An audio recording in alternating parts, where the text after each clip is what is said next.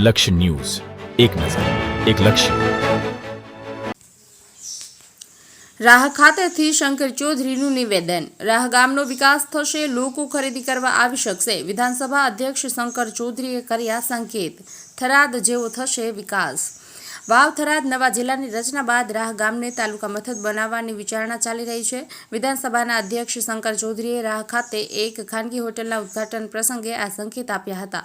તેમણે જણાવ્યું હતું કે તમારું સપનું સાકાર કરીશું. આપણું સેન્ટર રાહ બની રહ્યું છે. રાહ ગામ મુખ્ય સેન્ટર તરીકે વિકસી રહ્યું છે. મુખ્ય મથક માટેની તમામ પ્રકારની તૈયારીઓ થઈ ચૂકી છે. આ વિકાસથી આસપાસના વિસ્તારના લોકો પણ રાહ ખાતે ખરીદી માટે આવશે, જે સ્થાનિક અર્થતંત્રને વેગ આપશે. વધુમાં પ્રધાનમંત્રી સૂર્યગ્રહ ઘર યોજના હેઠળ રાહ ગામનો પણ સમાવેશ કરવામાં આવ્યો છે, જે ગામના વિકાસમાં વધુ એક મહત્વપૂર્ણ કદમ છે. શંકર ચૌધરીએ આશા વ્યક્ત કરી કે રાહ ગામનો વિકાસ થરાદ જેવો થશે. મુરજી ચૌધરી, થરાદ. ચાલુ થઈ ગયું છે, ટેન્ડર બધા અપાઈ ગયા છે, તો એ સીધો મોટો રોડ થશે. એટલે મેસરા બાજુ ત્યાં જવું હોય તો સીધું ત્યાંથી નીકળાય ખોડા સુધી, તો એ પણ રસ્તો આખો પહોળો થશે. અહીંથી આવવા જવાનું સેન્ટર, મુખ્ય સેન્ટર આપણું રાહ બની રહ્યું છે.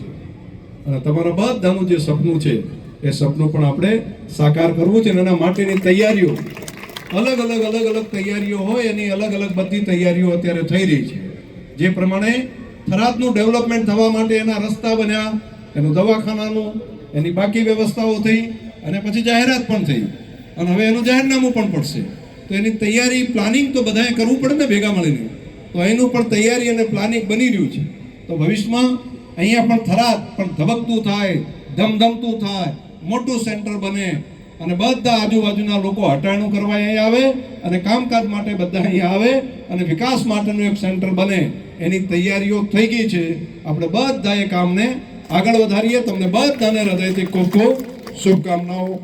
યુજીવીસીએલના અધિકારીઓને પણ અભિનંદન, પૂરી ટીમને.